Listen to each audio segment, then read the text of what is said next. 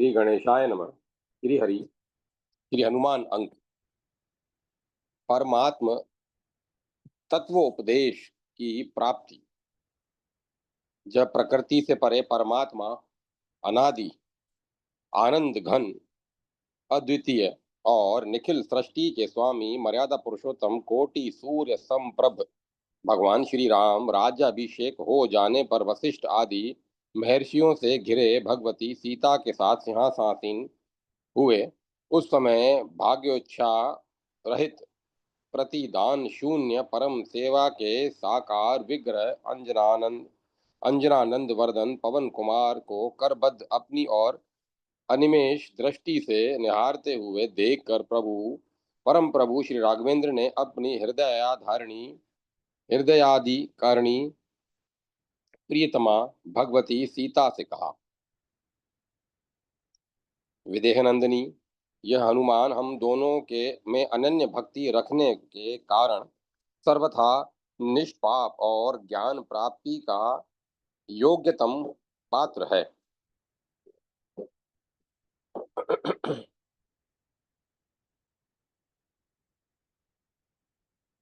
अतः तुम इसे मेरे तत्व का उपदेश प्रदान करो। अपने प्राणाधार परम प्रियतम का आदेश प्राप्त कर सृष्टि स्थिति संहार कारिणी जनक नंदिनी शरणागत परम पावन आंजनेय को भगवान श्री राम का निश्चित तत्व बतलाने लगी। वत्स हनुमान, तुम श्री राम को साक्षात अद्वितीय सच्चिदानंद घन परब्रह्म समझो। ये निस्संदेह समस्त उपाधियों से रहित, सत्ता मात्र मन तथा इंद्रियों के अविषय आनंद घन, निर्मल शांत निर्विकार निरंजन सर्वव्यापक स्वयं प्रकाश और पापहीन परमात्मा ही हैं, तथा मुझे संसार की उत्पत्ति स्थिति एवं अंत करने वाली मूल प्रकृति जानो।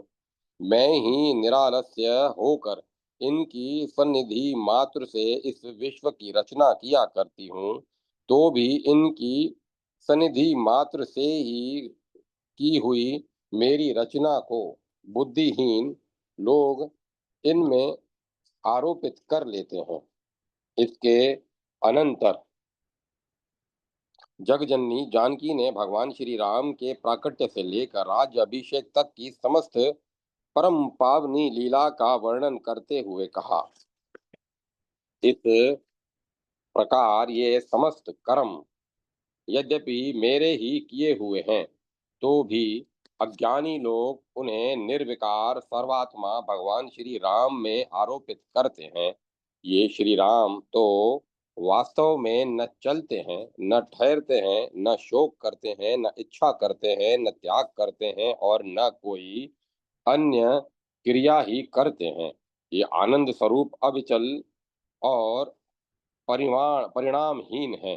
केवल माया के गुणों से व्याप्त होने के कारण ही ये वैसे प्रतीत होते हैं।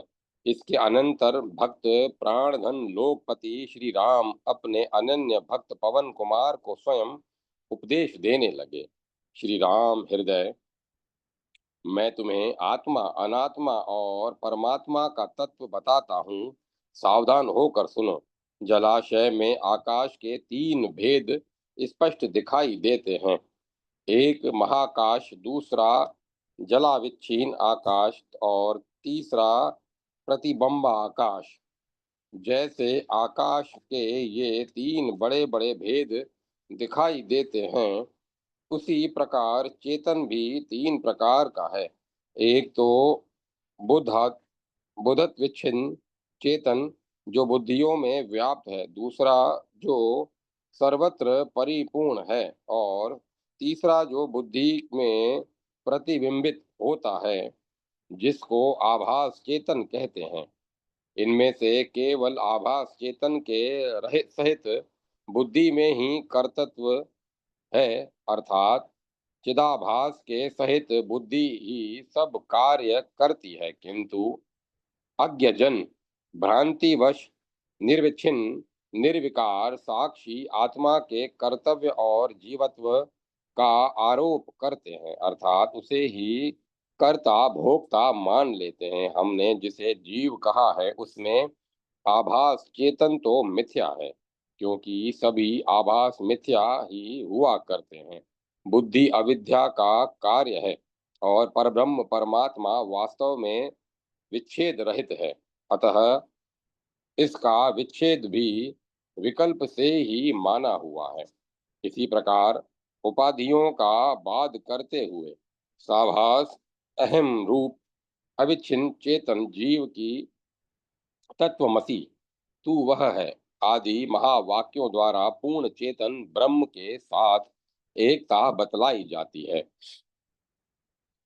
जब महावाक्य द्वारा इस प्रकार जीवात्मा और परमात्मा की एकता का ज्ञान उत्पन्न हो जाता है, उस समय अपने कार्य सहित अविद्या नष्ट हो ही जाती है। इसमें कोई संदेह नहीं। मेरा भक्त इस उपर्युक्त तत्व को समझकर मेरे स्वरूप को प्राप्त होने का पात्र हो जाता है। पर जो लोग मेरी भक्ति को छोड़कर शास्त्र रूप गड्ढे में पड़े भटकते रहते हैं, उन्हें 100 जन्म तक भी न तो ज्ञान होता है और न मोक्ष ही प्राप्त होता है। हे अनग, यह परम रहस्य मुझ आत्म स्वरूप श्री राम का हृदय है और साक्षात मैंने ही तुम्हें सुनाया है। यदि तुम्हें इंद्रलोक के राज्य से भी अधिक संपत्ति मिले तो भी तुम इसे मेरी भक्ति से हीन किसी दुष्ट पुरुष को मत सुनाना। परम कृतार्थ भक्तराज हनुमान ने अपने परम आराध्य प्राणधन सीता वल्लभ श्री राम के चरणों पर अपना मस्तक रख दिया और भक्त बादशाह कल्पतरु प्रभु राघवेंद्र का त्रिलोक्य पावन स्नेह में कर कमल सहज ही उनके सिर को स्पर्श करने लगा। श्री राम अश्वमेध के अश्व के साथ कुछ समय बाद धर्म के साक्षात विग्रह महामुनि अगस्त्य जी की सत्य प्रेरणा से भगवान श्री राम ने अश्वमेध यज्ञ करने का संकल्प किया। महर्षि वशिष्ठ ने अत्यंत पुष्ट अरुण मुख पीताभ पुच्छ अत्यंत शुभ्र श्याम कर्ण परम सुंदर एवं समस्त लक्षणों से लक्षित अश्व का सविधि पूजन करवाया। तदुपरांत उन्होंने अश्व के चंदन चर्चित कुमकुम आदि गंधों से युक्त उज्ज्वल ललाट पर अत्यंत चमकता हुआ स्वर्ण पत्र बांध दिया। उस पर राजाधिराज भगवान श्री राम के यशोगान के साथ अश्व के छोड़ने का उद्देश्य अंकित था। उस पत्र में उसका इसका भी स्पष्ट उल्लेख कर दिया गया था कि जिन नरेशों के मन में हमसे अधिक शक्ति का अभिमान हो, वे इस रत्नालंकारों से विभूषित अश्व को पकड़ने का साहस करें। हम उनके हाथ से इस अश्व को बलात् छुड़ा लेंगे। भगवान श्री राम ने अश्व की रक्षा का दायित्व अपने भाई शत्रुघ्न को सौंपकर अपने प्राण प्रिय शंभु तेज अनिलात्मज से कहा, महावीर हनुमान, मैंने तुम्हारे ही प्रसाद से यह अकटक राज्य प्राप्त किया है। हम लोगों ने मनुष्य होकर भी जो महान जलधि को पार किया तथा मेरी प्राण प्रिया वैदेही के साथ मेरा जो विलाप मिलाप हुआ, यह सब कुछ मैं तुम्हारे ही बल का प्रभाव समझता हूँ। मेरी आज्ञा से तुम भी सेना के रक्षक होकर जाओ। मेरे भाई शत्रुघ्न की तुम्हें मेरी ही भांति रक्षा करनी चाहिए। महामते, जहाँ जहाँ भाई शत्रुघ्न की बुद्धि विचलित हो, वहाँ वहाँ तुम इन्हें समझा बुझा कर कर्तव्य का ज्ञान कराना। अपने परम प्रभु भगवान श्री राम की आज्ञा पाते ही समर प्रिय अंजनानंद अंजनानंद वर्धन पुलकित हो गए। उन्होंने यात्रा के लिए उदत होकर अपने आराध्य के लोक पावन चरण कमलों में अत्यंत श्रद्धा और भक्ति पूर्वक प्रणाम किया। भगवान श्री राम के आदेश अनुसार कालजीत नामक सेनापति के साथ भरत कुमार, पुष्कल और जाम्बन के साथ अंगद, गव्य, मेंद, दधिमुख, वानर राज सुग्रीव, शतबली, अक्षक, नील नल, मनोवेग तथा अधिमंता आदि वीरांगनी वानर भी अश्व के पीछे चलने के लिए प्रस्तुत हो गए। फिर राघवेंद्र के श्रेष्ठ मंत्री सुमंत्र के परामर्श के अनुसार शस्त्रास्त्र में निपुण महान विद्वान धनुर्धर तथा परम पराक्रमी वीरवर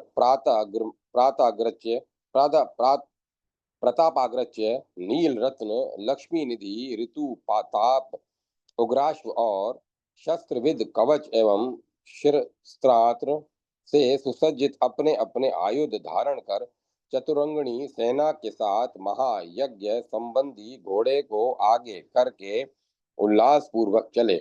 उस समय अश्व की रक्षा में चलने वाले प्रत्येक योद्धा के मन और प्राण उत्साह से भरे थे। वे सभी हर्षमग्न थे।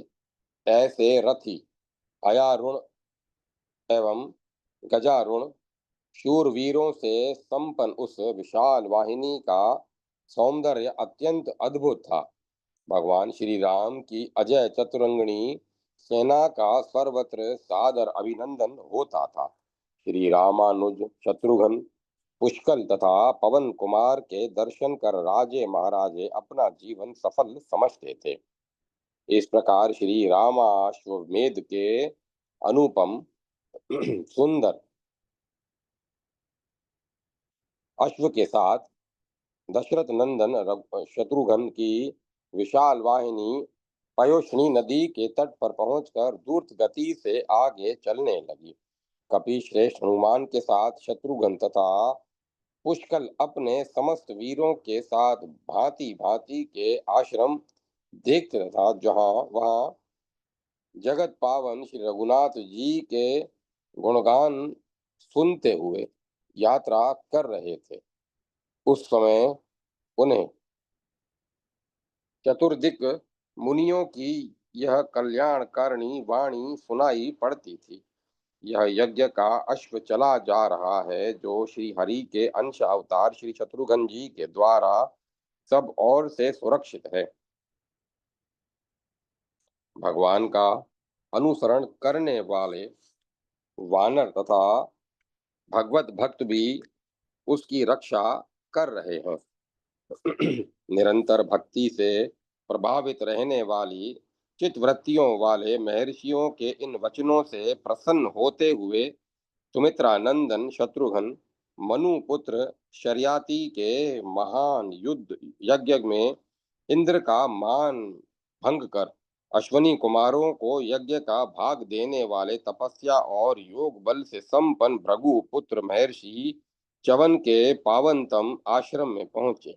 वैर शून्य जंतुओं से भरा हुआ यह आश्रम सिद्ध तपस्वियों से सुशोभित था। सुमित्रा नंदन शत्रुघ्न ने तपस्या के मूर्तिमान स्वरूप महर्षि च्यवन के सम्मुख अत्यंत विनय पूर्वक अपना परिचय देते हुए उनके चरणों में प्रणाम किया। महर्षि च्यवन ने शत्रुघ्न को यशस्वी होने का आशीर्वाद प्रदान करते हुए समीपस्थ मुनियों से कहा, महर्षियों, यह आश्चर्य की बात देखो,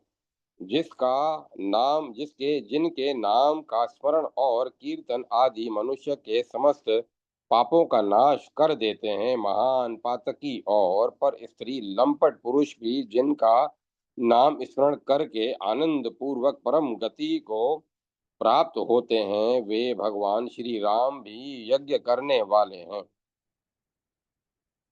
जीवा वही उत्तम है जो श्री रघुनाथ जी के नामों का आदर के साथ कीर्तन करती है। जो इसके विपरीत आचरण करती है वह तो सांप की जीभ के समान है। आज मुझे अपनी तपस्या का फल प्राप्त हुआ है, क्योंकि अब मैं उन निखिल सृष्टिपति परम कल्याणमय प्रभु के अनुपम रूप का दर्शन प्राप्त करूंगा। उनके निखिल भुवन पावन चरणों की रज से अपने शरीर को तथा उसकी उनकी अत्यंत विचित्र वार्ताओं का वर्णन कर अपनी वाणी को पवित्र कर लूंगा।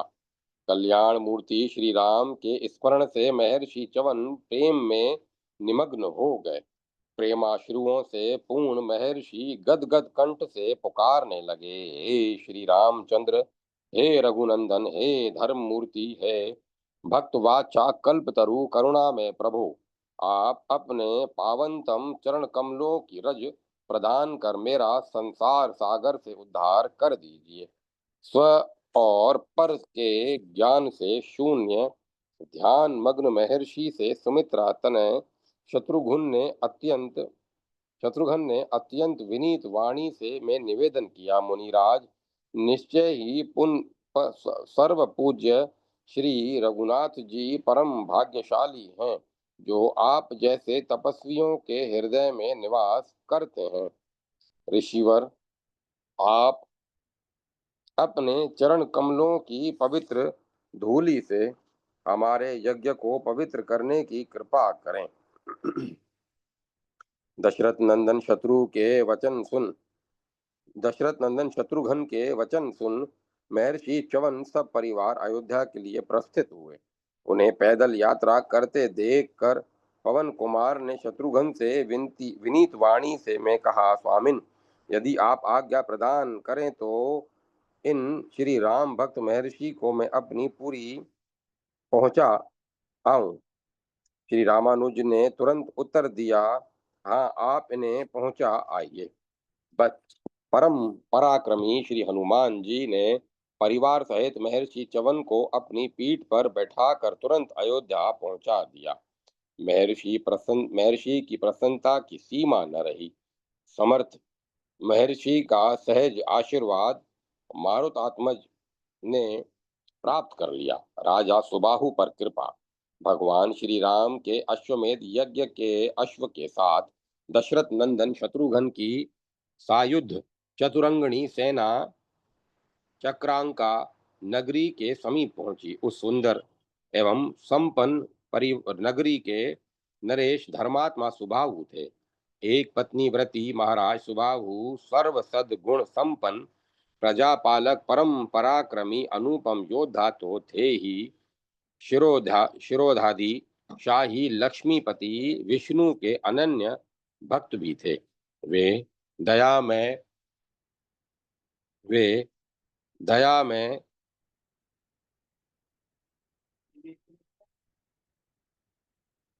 विष्णु की मधुर मनोहर लीला कथा के अतिरिक्त अन्य वार्ता सुनना भी नहीं चाहते थे। वे धर्म प्राण आदर्श नरपति सदा विष्णु बुद्धि से भक्ति पूर्वक ब्राह्मणों की पूजा करते थे। परम धर्म से विमुख वे महान राजा स्वधर्म पालन में सतत तत्पर रहते थे। आखेट के लिए निकले हुए राजा की वीराग्रणी कुमार दमन की दृष्टि उस अश्व पर पड़ी। बस वीरवर दमन ने अश्व को पकड़ लिया। शत्रुघ्न की विशाल वीर वाहिनी के साथ राजकुमार दमन का भयानक संग्राम हुआ। सुबाहु नंदन दमन के प्रबल पराक्रम एवं अद्भुत युद्ध कौशल को देखकर शत्रुघ्न की सेना चकित हो गई। शत्रुघ्न की सेना का भीषण संहार हुआ, किंतु भरत नंदन पुष्कल के साथ भयानक युद्ध में वीरता के सजीव विग्रह दमन मूर्छित हो गए। फिर तो वीराग्रणी राजा सुबाहु स्वयं स्वर्ण भूषित रथ पर आरूढ़ होकर निकले। गदा युद्ध में प्रवीण राजा सुबाहु के भाई सुकेतु और उनके युद्ध कला में निपुण पुत्र चित्रांग और विचित्र भी अपने अपने आयुध धारण कर युद्ध क्षेत्र में उपस्थित हुए। राजा सुबाहु ने अपने वीर पुत्र दमन को रथ में बैठाकर अपनी सेना क्रौंच व्यूह की में खड़ी कर दी। उसके मुख के स्थान पर सुकेतु और कंठ की जगह चित्रांग सावधान होकर खड़े हो गए। पंखों के स्थान पर नरेश के वीर पुत्र दमन और विचित्र डट गए। स्वयं वीरवर राजा सुबाहु पुच्छ भाग में स्थित थे। अत्यंत भयानक युद्ध छिड़ गया। अतुल पराक्रमशाली राजकुमार चित्रांगद और भरतपुत्र पुष्कल परस्पर एक दूसरे को पराजित करने का पूर्ण प्रयत्न कर रहे थे। राजा राजकुमार चित्रांगद ने की वीरता और एवं शस्त्र कौशल से वीरवर पुष्कल अत्यंत चकित थे, किंतु उनके तीक्ष्णतम शर से सुबाहु पुत्र चित्रांग का किरीट और कुंडलों सहित मस्तक कटकर पृथ्वी पर गिर पड़ा। छात्र छात्र धर्म का पालन करते हुए वीर व चित्रांग के स्वर्ग प्रयाण से राजा सुबाहु के भाई, उनके पुत्र और सशस्त्र सैनिक अतिशय क्रुद्ध होकर भयानक युद्ध करने लगे। स्वयं परम पराक्रमी श्रेष्ठ वीर धर्मात्मा सुबाहु भीषण युद्ध में तत्पर हो गए। उनके महान संहार से पार्श्वभाग की रक्षा करने वाले अतुलित बलशाली वज्रांग हनुमान वज्रांग हनुमान उनकी ओर दौड़े। नखा युद्ध महावीर पवन पुत्र मेघ की भांति विकट गर्जना कर रहे थे। महाराज सुबाहु ने अपने सम्मुख समर प्रिय अंजना नंदन को देखते ही उन पर तीक्ष्णतम 10 शरों से प्रहार किया, किंतु महाशक्तिशाली वीर पुंगव हनुमान ने उन शरों को हाथ से पकड़कर उन्हें टुकड़े टुकड़े कर फेंक दिया और तुरंत उन्होंने राजा सुबाहु को रथ सहित अपनी लंबी पूंछ में लपेट लिया।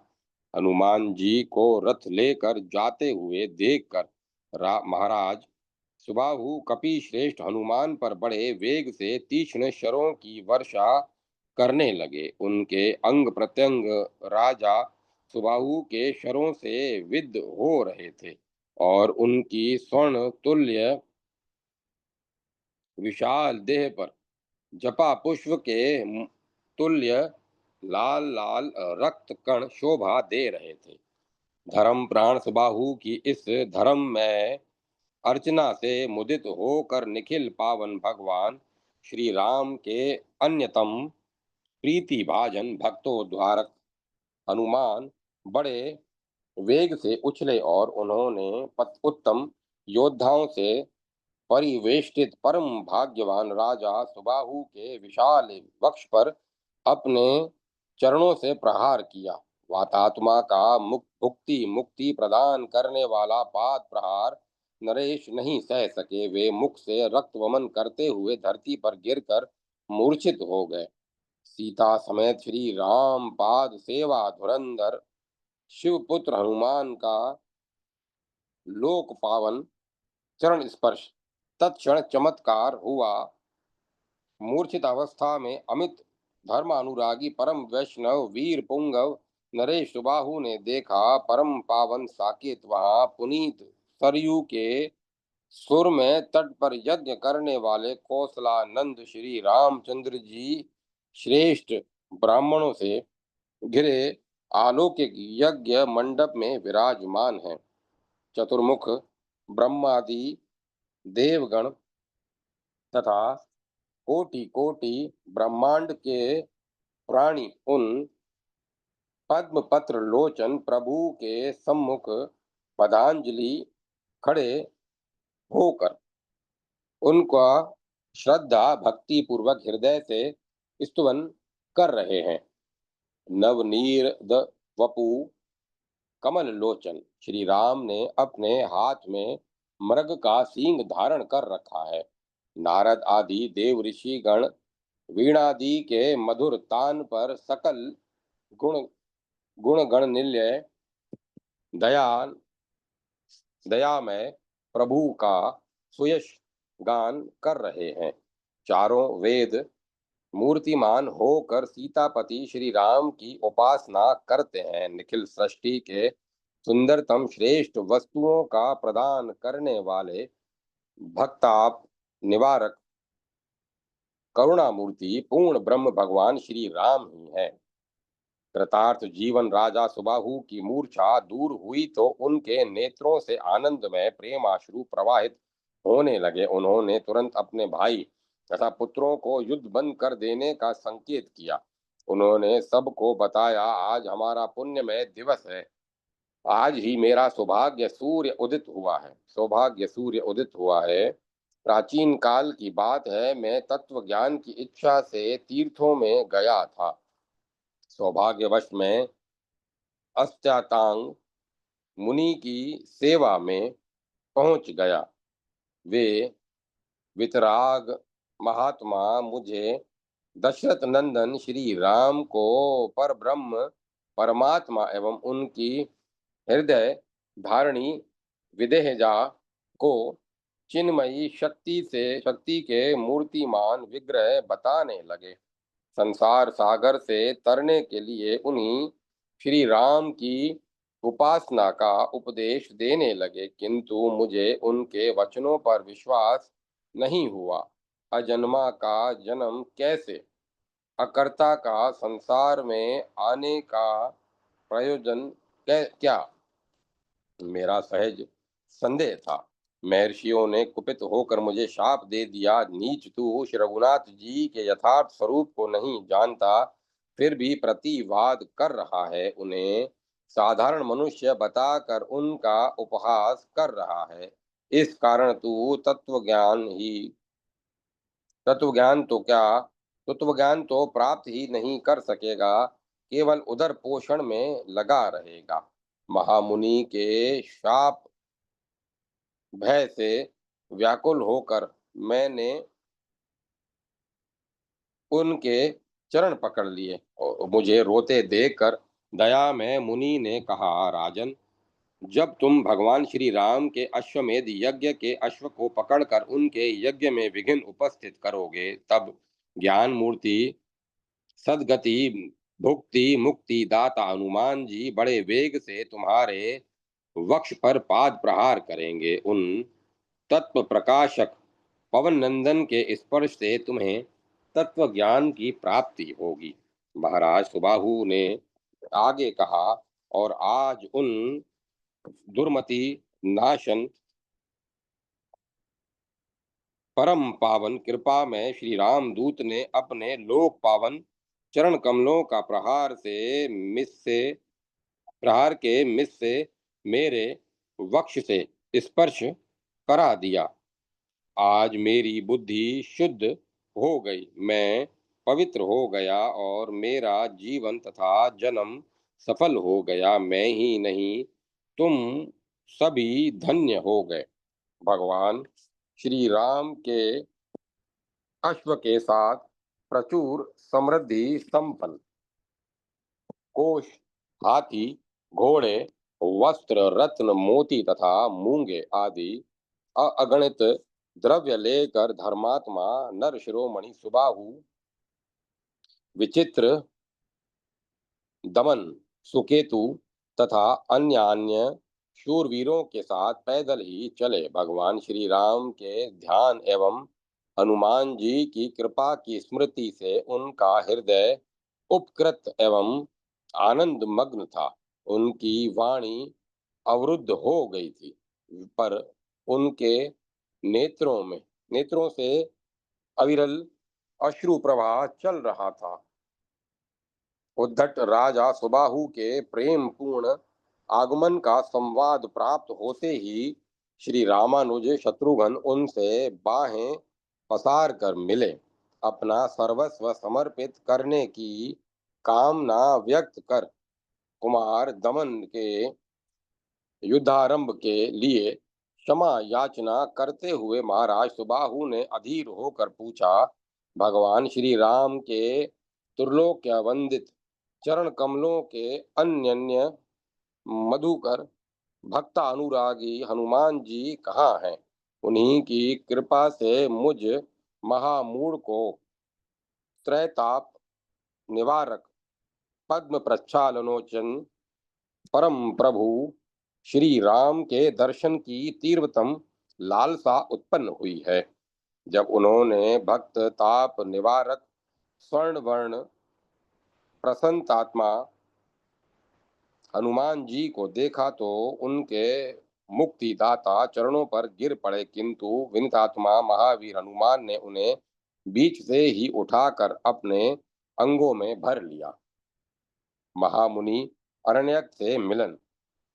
वायुवंशोद्भव हनुमान शत्रुघ्न की अश्वनी सेना के साथ भी उनकी रक्षा के लिए सतत सावधान रहते थे। अश्व के पीछे पीछे विशाल सशस्त्र वाहिनी परम पावनी नर्मदा के तट पर पहुंची। वहां तपस्वी ऋषियों का समुदाय निवास करता था। वहीं नर्मदा के तट पर पलाश के पत्तों से बनी एक पुरानी पर्णशाला थी। उसे नर्मदा का जल स्पर्श कर रहा था। उसमें भगवान श्री राम के ध्यान परायण महामुनि अरण्यक निवास करते थे। हनुमान पुष्कल और अपने नीति कुशल मंत्री सुमति के साथ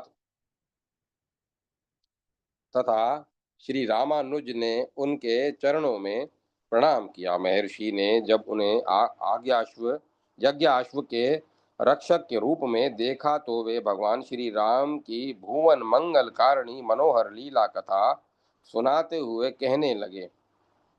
स्थिर ऐश्वर्य पद को देने वाले एकमात्र राम रमानाथ भगवान श्री रघुवीर जी ही हैं।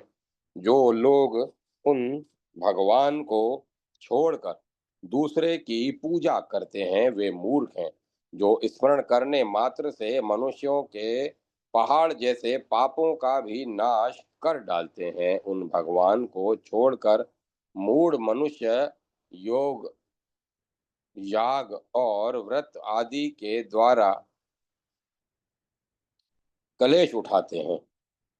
सकाम पुरुष अथवा निष्काम योगी ही जिनका अपने हृदय में चिंतन करते हैं तथा जो मनुष्य को मोक्ष प्रदान करने वाले हैं वे भगवान श्री राम स्मरण करने मात्र से सारे पापों को दूर कर देते हैं।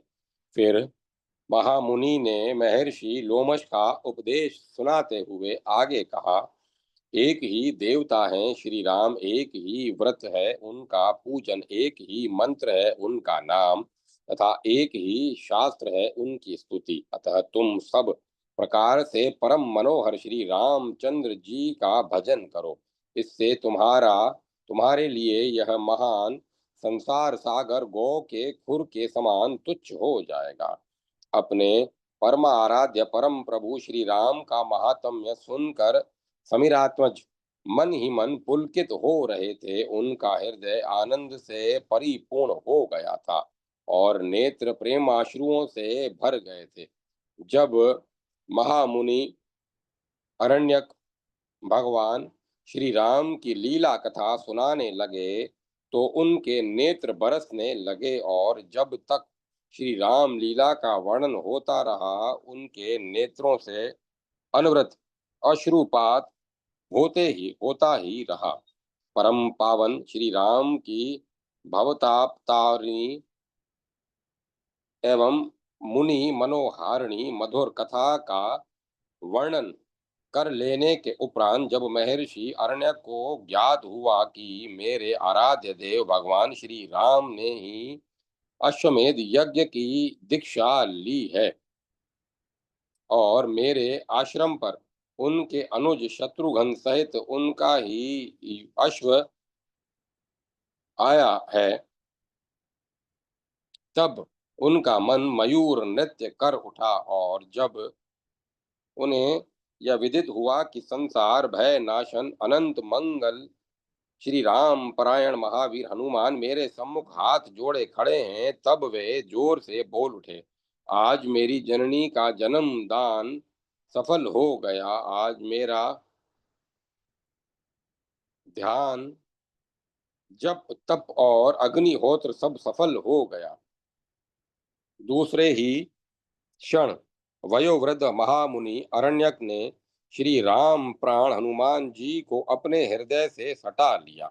हनुमान जी ने भी स्नेहातिरेक से उन्हें अपने अंक में भर लिया। उस समय महामुनि के नेत्रों से आंसू बह रहे थे, उनकी वाणी अवरुद्ध हो गई, किंतु उनके आनंद की सीमा न थी। यही दशा हनुमान जी की भी थी। महामुनि अरण्यक और हनुमान जैसे प्रेम के दो विग्रह परस्पर आलिंगन बद्ध हो गए थे। दोनों के हृदय में प्रेम की धारा फूटकर बह रही थी। दोनों ही आनंदामृत में डूबकर शिथिल एवं चित्र लिखित से प्रतीत हो रहे थे। जगदा कारण श्री राम की प्रीति से दोनों के हृदय पूर्ण थे तथा अतएव दोनों ही बैठकर भगवान श्री राम के मधुर मनोहर लीला गुणगान में तन्मय हो गए। भक्त और भगवान।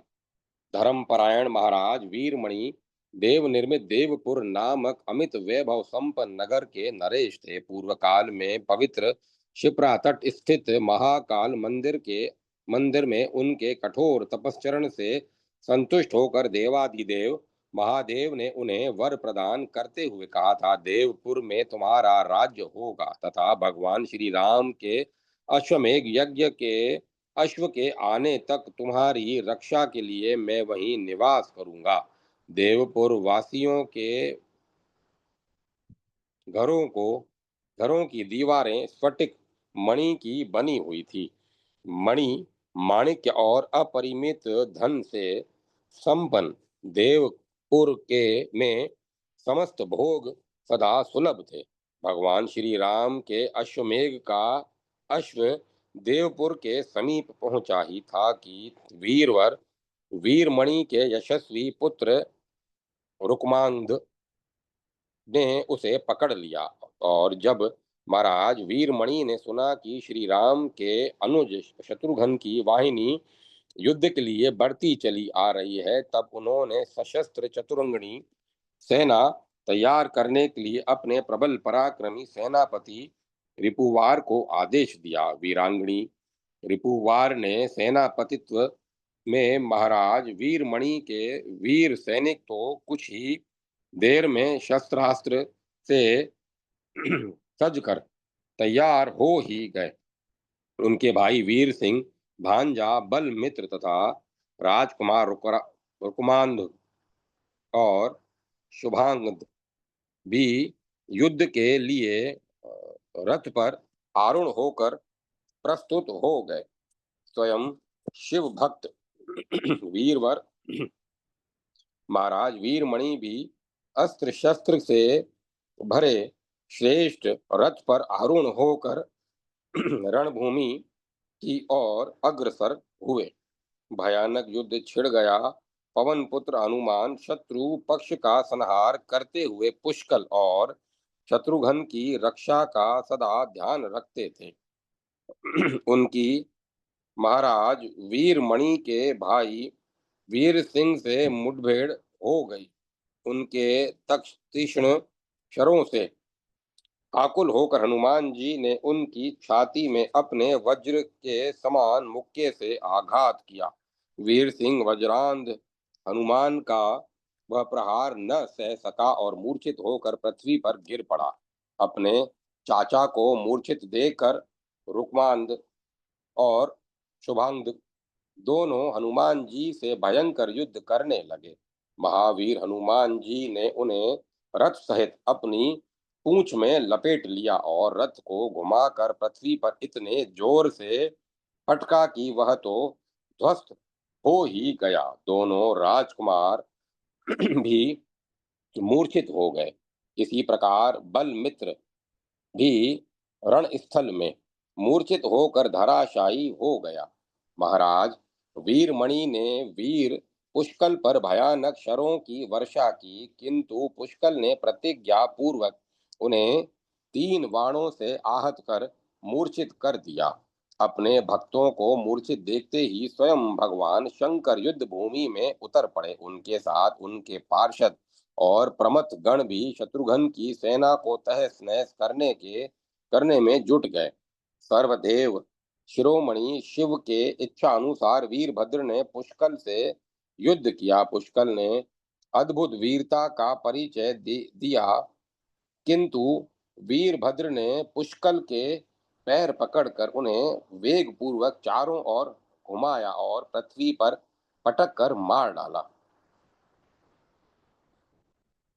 कुपित वीरभद्र ने अपने भयानक त्रिशूल से मृत पुष्कल का मस्तक भी काट कर धड़ से पृथक कर दिया और फिर वे विकट गर्जना करने लगे। पुष्कल की मृत्यु के संवाद से वीरवर शत्रुघ्न व्याकुल हो गए। वे अत्यंत क्रुद्ध होकर भगवान शंकर से युद्ध करने लगे। शत्रुघ्न ने अद्भुत युद्ध किया, किंतु भगवान शिव ने शत्रुघ्न के वक्ष में एक अग्नि के समान तेजस्वी बाण भोंक दिया। शत्रुघ्न अचेत होकर वहीं गिर पड़े। उस समय शत्रुघ्न की सेना में हाहाकार मच गया। यह दृश्य देखकर हनुमान जी ने तुरंत पुष्कल और शत्रुघ्न के शरीर को रथ में सुलाया और उनकी रक्षा की सुदृढ़ व्यवस्था कर स्वयं प्रलयंकर शंकर से युद्ध करने के लिए वेग पूर्वक आगे बढ़े। हनुमान जी अपने पक्ष के योद्धाओं का उत्साह बढ़ाते और अपनी पूंछ जोर जोर से हिलाते हुए भयानक काल की भांति सर्वलोक महेश्वर शिव के समीप पहुंच गए। उन्होंने कुपित होकर महादेव जी से कहा, रुद्र, मैंने बहुधा ऐसा सुना है कि आप सदा श्री रघुनाथ जी के चरणों का स्मरण करते रहते हैं, किंतु आज आपको श्री राम भक्त का वध करने के लिए प्रस्तुत देकर वे बातें मिथ्या सिद्ध हो गई। धर्म के प्रतिकूल आचरण करने के कारण मैं आपको दंड देना चाहता हूँ। परम पराक्रमी पवन पुत्र से के वचन सुनकर महर्षि ने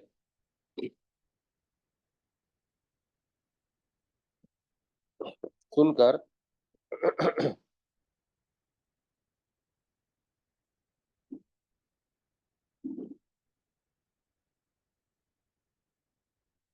रुद्र, मैंने बहुधा ऐसा सुना है कि आप सदा श्री रघुनाथ जी के चरणों का स्मरण करते रहते हैं, किंतु आज आपको युद्ध में श्री राम भक्त का वध करने के लिए प्रस्तुत देखकर वे बातें मिथ्या सिद्ध हो गईं। धर्म के प्रतिकूल आचरण करने के कारण मैं आपको दंड देना चाहता हूँ। परम पराक्रमी पवन कुमार के वचन सुनकर महेश्वर ने उनसे कहा, कपिश्रेष्ठ, तुम वीरों में प्रधान और धन्य हो।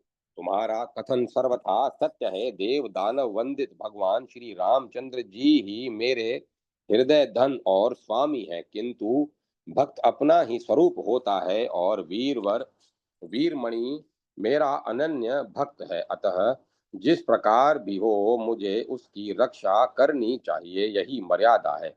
भक्त वत्सल शिव के वचन सुनते ही मरुतात्मज कुपित हो उठे। उन्होंने एक विशाल शिला लेकर उनके रथ पर पटक दी।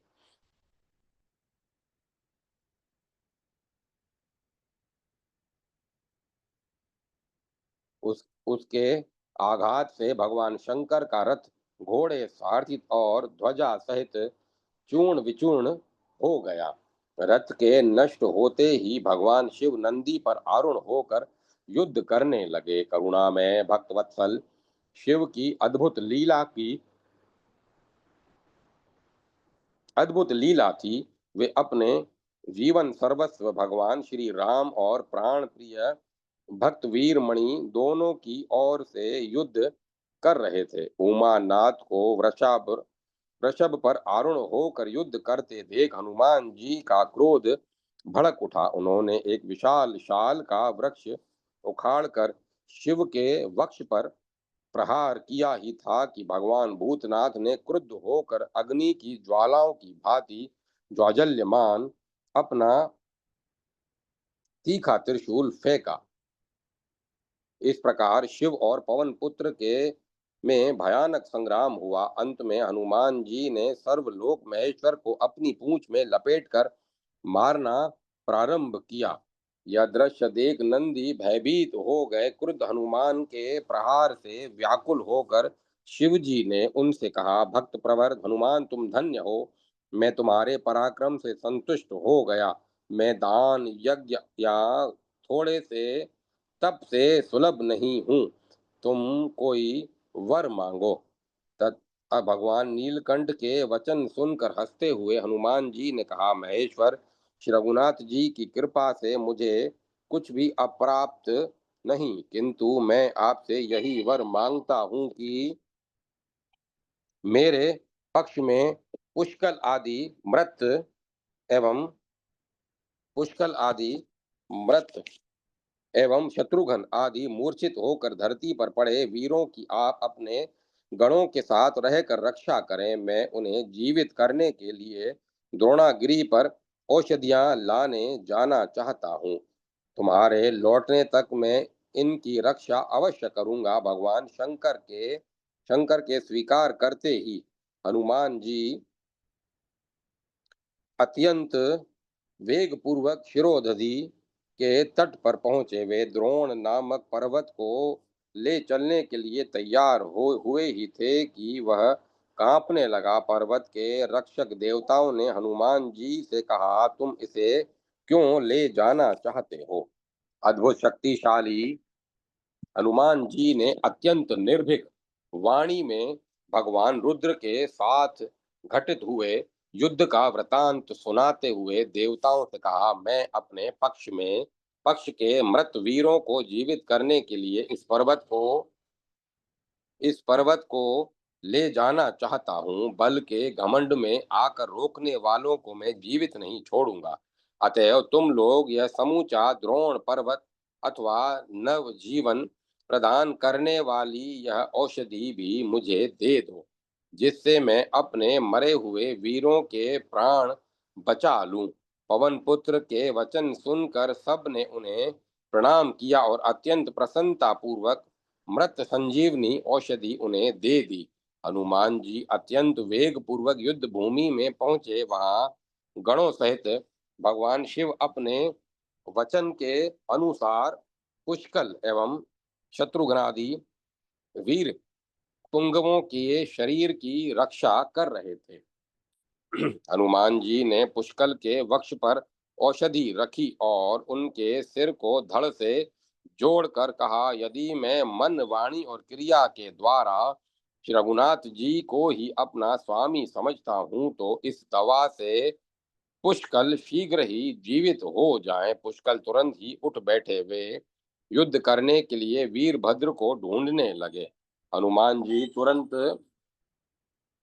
शिव के वाण से मूर्छित शत्रुघ्न के समीप पहुंचे। वहां उन्होंने शत्रुघ्न की छाती पर औषधि रख कर कहा, यदि मैंने प्रयत्न पूर्वक आजन्म ब्रह्मचर्य व्रत का पालन किया है तो वीर शत्रुघ्न क्षण भर में जीवित हो उठे। शत्रुघ्न तत्काल ही जीवित हो उठे और वे युद्ध के लिए भगवान शंकर को ढूंढने लगे। पराक्रम पराक्रमी हनुमान जी ने उस औषधि के द्वारा अपने पक्ष के समस्त मृत सैनिकों को जीवित कर दिया। फिर तो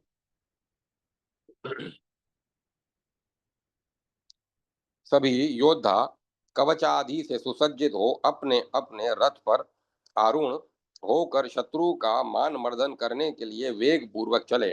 इस बार राजा वीरमणि स्वयं शत्रुघ्न से युद्ध करने के लिए डट गए। यद्यपि महाराज वीरमणि ने शत्रुघ्न के साथ भयानक युद्ध किया, किंतु शत्रुघ्न के तीक्ष्ण बाणों के असहाय आघात से वे मूर्छित हो गए। यह देखकर भगवान शंकर अत्यंत कुपित हो गए और उन्होंने स्वयं शत्रुघ्न के शत्रुघ्न से युद्ध प्रारंभ कर दिया। शिव और शत्रुघ्न का समर अत्यंत भयानक था। शत्रुघ्न प्रलयंकर शिव के प्रहारों का नहीं सह पाते थे। उन्हें व्याकुल देखकर हनुमान जी ने उनसे कहा, अपनी रक्षा के लिए इस समय आप अपने अग्रज श्री रघुनाथ जी का ही स्मरण करें। इसके अतिरिक्त प्राण रक्षा का अन्य कोई मार्ग नहीं है। हनुमान जी के सत परामर्श से शत्रुघ्न जी अपनी रक्षा के लिए श्री रघुनाथ जी की अत्यंत करुण स्वर में प्रार्थना करने लगे। फिर क्या था, नव दुर्वादल श्याम कमल नयन भगवान श्री राम हाथ में मृग श्रृंग लिए यज्ञ दीक्षित पुरुष के वेश में वहां उपस्थित हो गए। युद्ध स्थल में उन्हें आया देखकर शत्रुघ्न अत्यंत विस्मित किंतु सर्वथा निश्चित हो गए। हनुमान जी की प्रसन्नता की तो सीमा ही न थी। वे दौड़कर प्रभु के चरणों में गिर पड़े। फिर उन्होंने हाथ जोड़कर निवेदन किया, स्वामी स्वामिन आपकी भक्त वत्सलता धन्य है। हम अत्यंत धन्य हैं जो इस समय श्री चरणों का दर्शन पा रहे हैं। प्रभु अब आपकी कृपा से हम लोग शत्रु को कुछ ही क्षण में पराजित कर देंगे।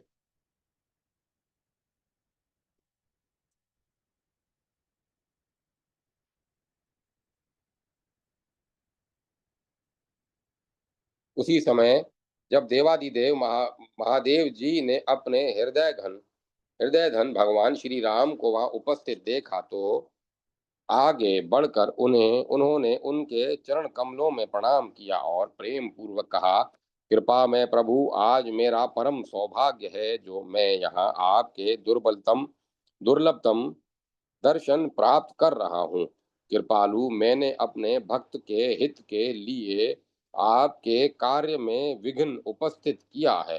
कृपया मुझे क्षमा कीजिए। मैंने पूर्व काल में इस नरेश को वरदान दिया था, उसी सत्य से मैं इस समय बंधा हूँ। अब यह राजा अपना संपूर्ण जीवन आपके चरणों की सेवा में ही समर्पित कर देगा।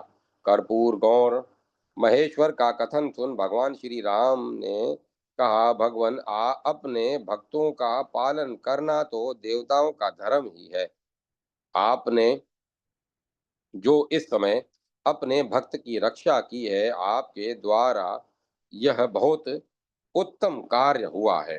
शिव जी, मेरे हृदय में आप हैं और आपके हृदय में मैं हूँ, हम दोनों में भेद नहीं है।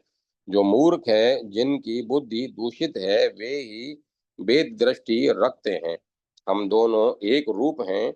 जो हम लोगों में भेद बुद्धि करते हैं, वे मनुष्य हजार कल्पों तक कुंभी पाक में पकाए जाते हैं। महादेव जी, जो सदा आपके भक्त रहे हैं, वे धर्मात्मा पुरुष मेरे भी भक्त हैं तथा जो मेरे भक्त हैं वे भी बड़ी भक्ति से आपके चरणों में मस्तक झुकाते हैं। भगवान श्री रामचंद्र के वचन सुन करुणामूर्ति शिव जी ने अपने अमृतमय कर स्पर्श से मूर्छित राजा वीरमणि को जीवित कर दिया। उसी समय उनके अन्य पुत्र आदि भी मृत्युंजय शिव की कृपा से जीवित हो गए। फिर तो महाराज वीरमणि ने अत्यंत आदर पूर्वक यज्ञाश्व को प्रभु के सम्मुख उपस्थित किया तथा अपने पुत्र पशु और बांधवों सहित प्रभु की सेवा में ही अपना संपूर्ण जीवन समर्पित कर दिया। यह देखकर परोपकार मूर्ति पवन कुमार आनंद मग्न हो गए। जय माता सरस्वती, जय माँ सरस्वती। ओम नमः शिवाय, ओम नमो नारायण, ओम नमो भगवते वासुदेवाय। राम लक्ष्मण जानकी जय बोलो हनुमान की। ओम नमो नारायण। जय जगत जननी मात भवानी, जय अम्बे महारानी। ओम तत्सत, ओम तत्सत, ओम तत्सत। अब कथा को विराम दिया जाता है।